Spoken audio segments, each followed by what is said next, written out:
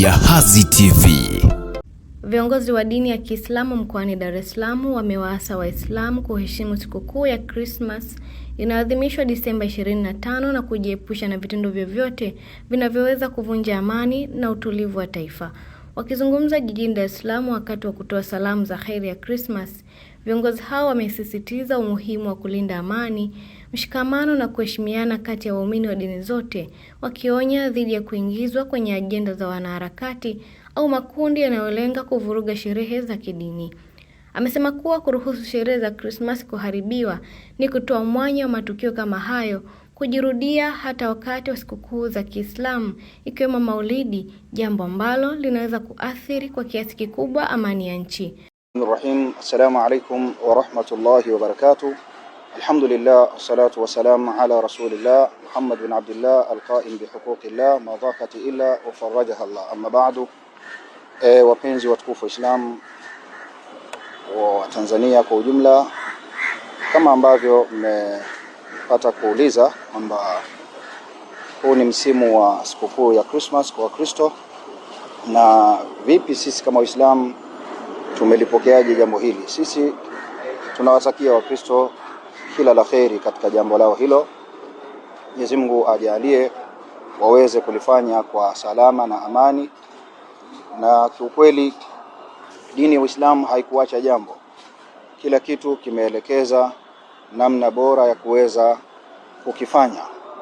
Sheria ziko wazi. Mwenyezi Mungu Subhanahu wa Ta'ala amesema katika surati Al-Jathiyah baada a'udhu billahi minash shaitanir rajim, thumma ja'alnaka ala shari'ati min al-amri fattabi'uha wa la tattabi'u ahwa'a alladhina la ya'lamun. Kisha tumekujalia sheria na amri, zifuate hizo sheria na amri, wala usifate yale ambayo ya wasiojua kitu. Kwa hivyo sheria ya Uislamu imetaka kutambua haki ya Muislamu na haki ya jirani yake ambaye si Muislamu. Kuna haki za Muislamu na kuna haki za wasiokuwa Waislamu. Haki hizo tunatakiwa tuzitambue na tuzipe thamani. Kwa hivyo lugha ya kusema juu ya hiyo Christmas ni kwamba Wakristo ni wenzetu katika nchi, tunashirikiana nao. Inawezekana nyumba inamilikiwa na Mkristo lakini wapangaji wake ni Waislamu.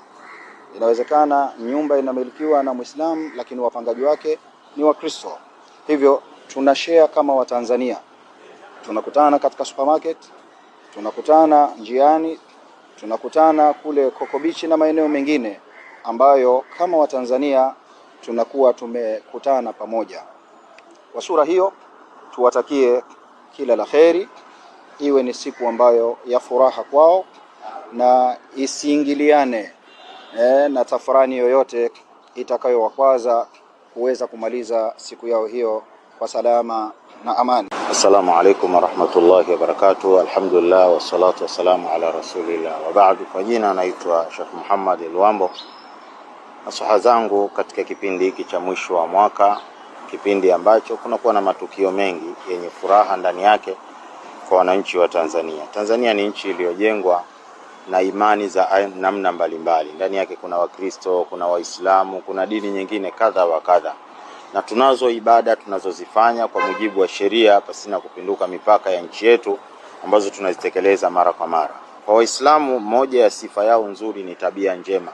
Katika moja ya tabia njema ni kuheshimu maisha ya watu wengine, kuheshimu imani za wengine pasina kuzibughudhi. Hili ni jambo muhimu sana kwa Waislamu kulishika katika maisha yao. Nini nasaha yangu kipindi hiki cha mwisho wa mwaka? Wako wenzetu tumewashuhudia kwa miaka mingi. Tunapata akili, tunaona Waislamu wanafanya ibada misikitini, lakini pia tunashereheka sherehe za Maulidi, Idi na nyinginezo kadha wa kadha. Lakini Wakristo wana Pasaka, wana Christmas, ni sherehe zao za kiibada wao wanazifanya. Basi sisi kama Waislamu tuna wajibu wa kuwaacha Wakristo waendeleze taratibu zao kama ilivyokuwa ada.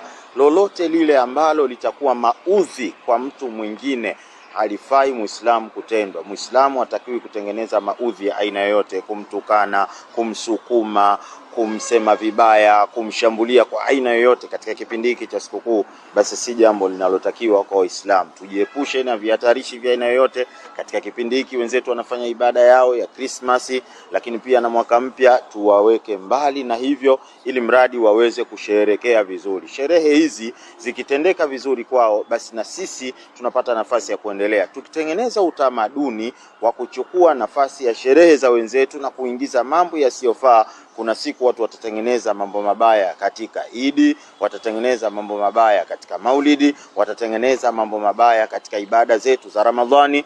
Itafika mahala tutakuwa hatuwezi kufikia malengo yale ambayo tumeyawekea kama Waislamu.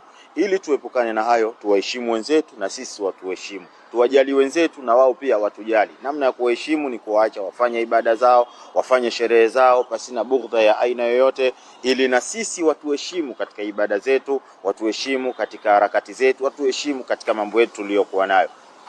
Hasa katika kipindi cha Christmas tunawahusia Waislamu waepukane na mambo haya, ili mradi waweze kutengeneza umoja wetu wa kitaifa na kuweza kuendeleza amani tuliyokuwa nayo. Mwenyezi Mungu atubariki, Mwenyezi Mungu atutengenezee nchi yetu, Mwenyezi Mungu atutengenezee ya kwetu tuliyokuwa nayo, yaliyoharibika Mwenyezi Mungu aweke sawa. Mwenyezi Mungu awape kila la kheri wale wote waliosimamia yaliyokuwa mazuri ya nchi, na Mwenyezi Mungu atupitishe salama ndani ya mwaka huu, atupe yaliyokuwa mema katika mwaka ujao. Wafaqana Allahu lima yuhibbu wa yarda. Wassalamu alaykum wa rahmatullahi wa barakatuh.